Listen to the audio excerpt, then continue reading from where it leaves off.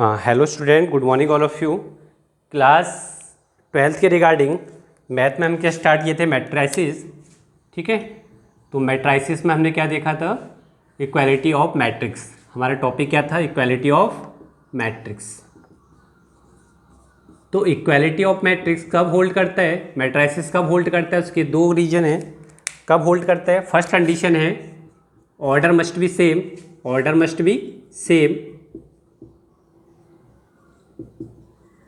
तभी आप कंपेयर कर पाओगे ना, तभी आप उनको कंपेयर कर पाओगे। Order must be same of, second is what, corresponding element, each corresponding element, each corresponding element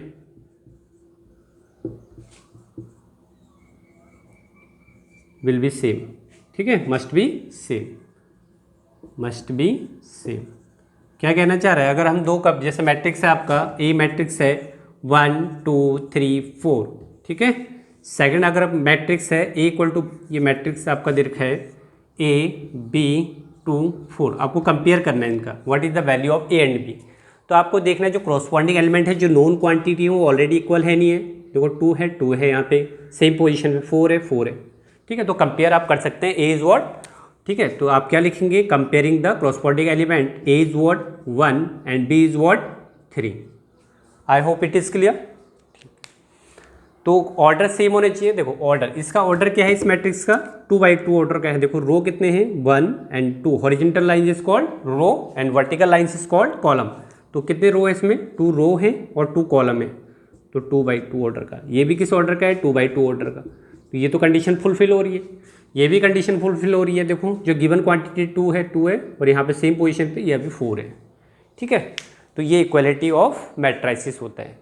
अब डिफरेंट टाइप के जो ऑपरेशन होते हैं मैट्राइसिस पे, उन्हें हम डिटेल में देखते हैं। जैसे कि एडिशन है,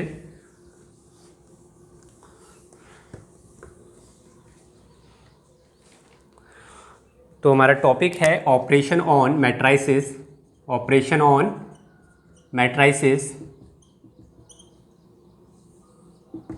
पहला आपका होता है एडिशन। एडिशन का मैं आपको ऑलरेडी बता चुका हूँ, एडिशन। ठीक है, एडिशन क्या होता है, कब हो सकता है, ऑर्डर क्या होंगे सेम। जैसे ये आपका मैट्रिक्स है ए प्लस बी, तो इसका जो ऑर्डर होगा और इसका जो ऑर्डर होगा बच्चे सेम होगा, तभी ऐड कर पाओगे आप। अगर ये 2x2 ऑर्डर का है और ये भी 2x2 ऑर्डर का होना चाहिए, तभी आप कॉरस्पॉन्डिंग एलिमेंट को ऐड कर पाओगे। सपोज एग्जाम्पल ले लेते हैं, ए की वैल्यू आपको दे रखी है, matrices 1 0 2 1 and b is what 1 3 2 1, इन्हें ऐड करना है मैंने। What is the operation, a plus b. तो क्रॉसपॉन्डिंग एलिमेंट को ऐड करना है। देखो सेम पोजीशन पे 1 + 1, सबसे पहले चेक करो 2x2 ऑर्डर का है, सेम ऑर्डर की है ना, तो एडिशन पॉसिबल है। तो 1 + 1 is becomes 2, 2 + 2 becomes 4, 0 + 3 becomes 3, 1 + 1 becomes 2। तो ये आपका एडिशन का, ठीक है, ऑपरेशन है। सेकंड जो ऑपरेशन है आपका, वह है आपका सब्ट्रैक्शन का बच्चे। किसका, सब्ट्रैक्शन का। तो सब्ट्रैक्शन आप कैसे करोगे, इसके लिए भी ऑर्डर क्या होना चाहिए, मस्ट बी सेम।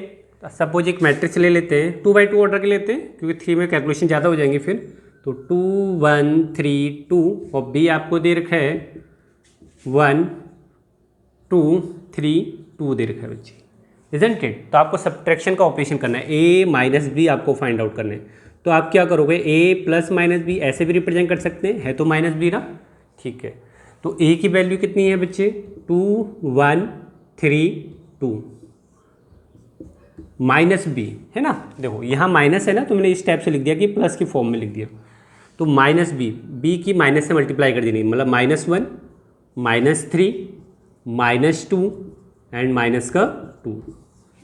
ठीक है, अब ऐड करो क्रॉसपॉन्डिंग एलिमेंट को। 2 - 1 is what 1, 3 - 3 becomes 0, 1 - 2 becomes -1, 2 - 2 becomes 0। तो ये आपका हो गया फाइनल आंसर। ठीक है, तो सब्ट्रैक्शन। थर्ड है आपका मल्टीप्लिकेशन, है ना। तो मल्टीप्लिकेशन सबसे इंपॉर्टेंट टॉपिक है इसका ऑपरेशन में, मल्टीप्लिकेशन का। एडिशन तो काफ़ी इजी होता है, डायरेक्ट क्या करना है, कॉरस्पॉन्डिंग एलिमेंट को ऐड करना है। तो थर्ड है आपका मल्टीप्लिकेशन।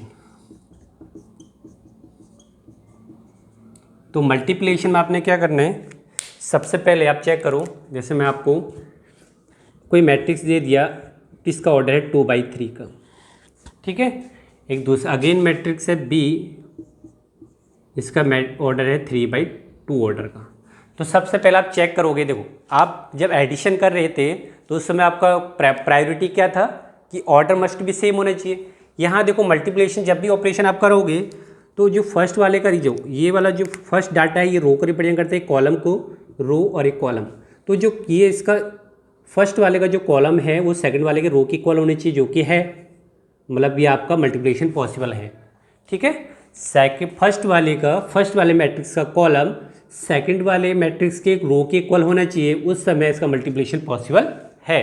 और जो भी रिजल्ट आएगा ए बी मैट्रिक्स का मल्टीप्लाई करके वो किस ऑर्डर का बनेगा, 2/2 ऑर्डर का, जो रिमेनिंग लेफ्ट रहेगा 2/2 ऑर्डर का। इतना क्लियर है। एक एग्जाम्पल कर लेते हो तो ज़्यादा आपको बेटर समझ में आएगा।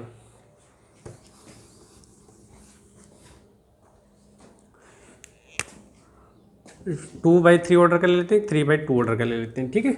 देखो जरा एग्जाम्पल ले लेते हैं। ए मैट्रिक्स को मैं मान लिया सपोज 2/3 ऑर्डर का लेना है, 2 रो दिखाने और 3 कॉलम, 2 1 0 3 2 1, ठीक है। ये आपका हो गया। किस ऑर्डर का है ये, इसमें कितने रो हैं, 2 रो हैं और 3 कॉलम में, तो 2/3 ऑर्डर का है। मुझे सेकंड जो लेना है बच्चे बी मैट्रिक्स, वो मुझे 3/2 ऑर्डर का लेना है ना, मतलब 3 रो होने चाहिए और 2 कॉलम होने चाहिए, 1 0 2 1 3 या 0 3 कर देते हैं। इसलिए किसका ऑर्डर कितने रो हैं, 1 2 3 रो हैं एंड 2 कॉलम है, 1 एंड 2 कॉलम है। तो सबसे पहले मैं इनके मल्टीप्लाई अगर करूँगा, मुझे ए बी फाइंड आउट करना है, तो मल्टीप्लाई पॉसिबल है, वो चेक करो पहले। इसका जो कॉलम है ये इसकी रो की इक्वल है, ऑलरेडी इक्वल है, तो मल्टीप्लिकेशन पॉसिबल है। और जो मैट्रिक्स बनेगा किस ऑर्डर का बनेगा, 2/2 ऑर्डर का। 2/2 ऑर्डर में कितने एलिमेंट होते हैं, 4, 1 ये आपका 2 और ये आपका 3 और ये आपका 4, ठीक है। A11 A12 देखो। तो कैसे करना है आपने मल्टीप्लाई, फर्स्ट रो को देखो, ये फर्स्ट रो को फर्स्ट कॉलम से मल्टीप्लाई करो, पहला एलिमेंट आएगा। फर्स्ट रो को सेकंड कॉलम से मल्टीप्लाई करो, कॉरस्पॉन्डिंग एलिमेंट है ना, तो आपका सेकंड एलिमेंट आ जाएगा। देखो कैसे, फर्स्ट रो को फर्स्ट कॉलम से मल्टीप्लाई करो, तो करो जरा, 2 × 1 2, ठीक है, प्लस 1 × 2 कॉरस्पॉन्डिंग, फर्स्ट वाली पोजीशन को फर्स्ट वाले से करना है, मिडिल वाले को मिडिल से, लास्ट वाले को लास्ट से करना है। तो 1 × 2 कितना हो गया 2 हो गया, 0 × 0 बिकम्स 0, ठीक है। तो फर्स्ट रो को हमने फर्स्ट कॉलम से क्या कर दिया, मल्टीप्लाई कर दिया। अब फर्स्ट रो को सेकंड कॉलम से मल्टीप्लाई करना है। देखो 2 × 0 0, 1 × 1 प्लस 1, 0 × 3 0, ठीक है। अब किसका टर्न है बच्चे, पहला हमने देखो ये 2 पॉइंट कैसे निकाले, हमने 2 एलिमेंट कैसे निकाले, फर्स्ट रो को फर्स्ट कॉलम से किया, फर्स्ट एलिमेंट आ गया, फर्स्ट रो को सेकंड कॉलम से किया, A12 मतलब, तो ये आपका आ गया सेकंड एलिमेंट। अब सेकंड रो का टर्न है, सेकंड रो को फर्स्ट कॉलम से करो जरा, कॉरस्पॉन्डिंग एलिमेंट को, 3 1 जा 3, 2 2 जा 4, 1 × 0 1। आई होप इट इज़ क्लियर, ठीक है। नेक्स्ट 2 × 0, फर्स्ट सेकंड रो को सेकंड कॉलम से करो, 3 × 0 0, ठीक है, प्लस 2 × 1 2, 1 × 3 3। अब इससे सॉल्व करो, आप कितना आ रहा है इसका एलिमेंट, ये आपका 4 आ गया, ये आपका 1 आ गया बच्चे, ये आपका 7 आ गया और ये आपका 5 आ गया, ठीक है। तो मल्टीप्लिकेशन इजी है, ठीक है। तो थर्ड ऑपरेशन हो गया मल्टीप्लिकेशन।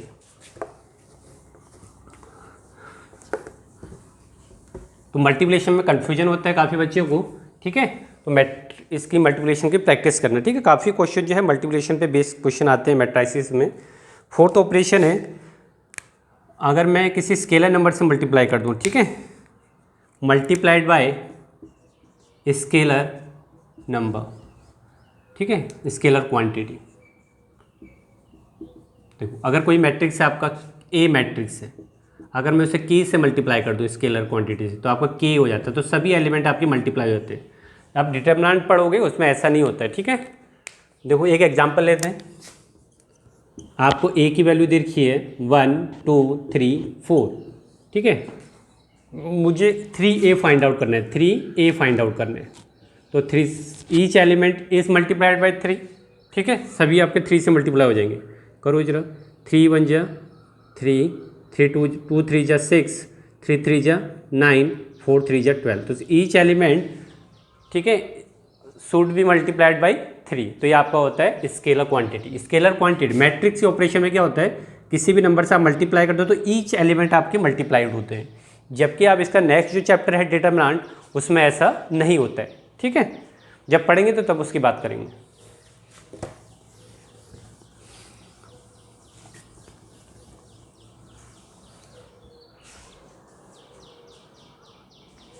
नेक्स्ट डालते हैं properties of addition. Properties of addition of matrix.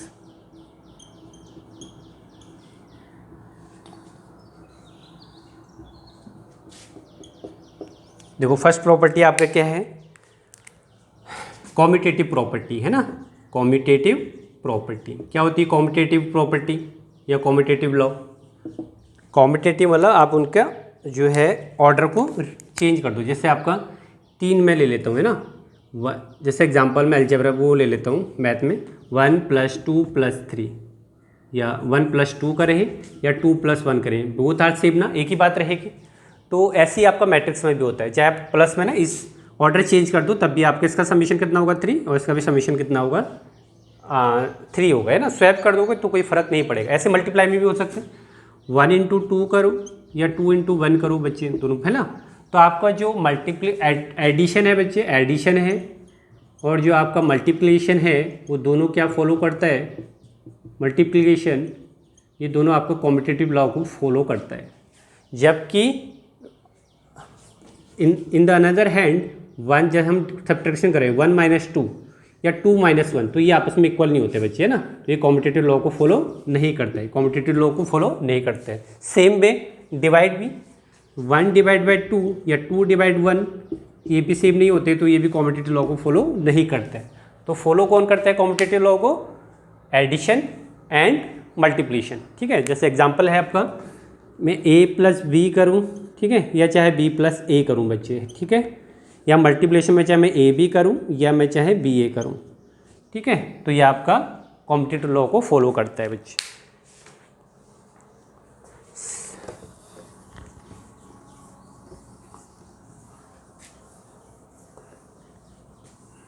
Second होता है आपका एसोसिएटिव प्रॉपर्टी। एसोसिएटिव प्रॉपर्टी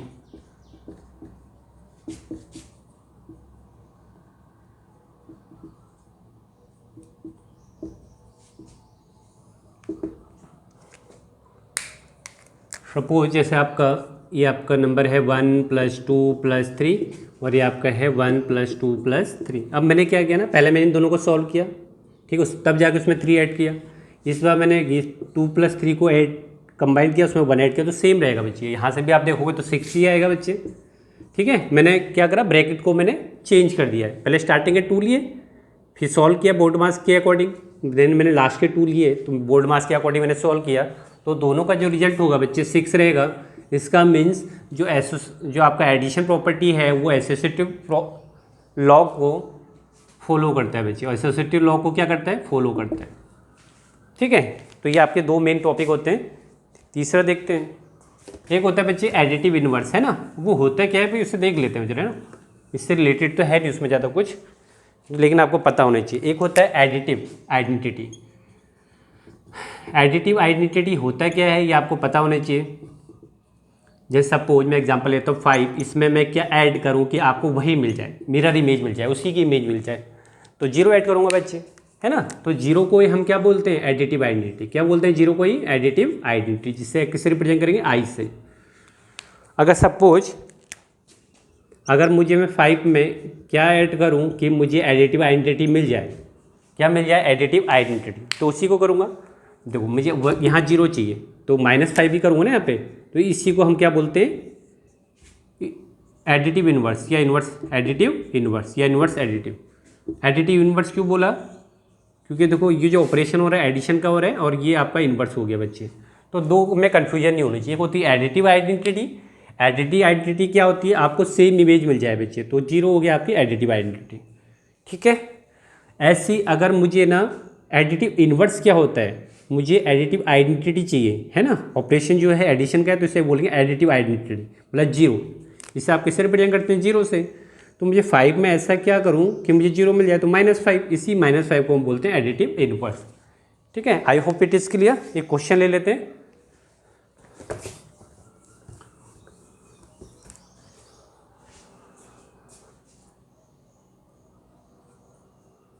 ठीक है, एक क्वेश्चन है आपका 4, 8। ठीक है, ये है आपका 4, 8, 0 -2, 0 -2, बी की वैल्यू है आपकी 2, 4,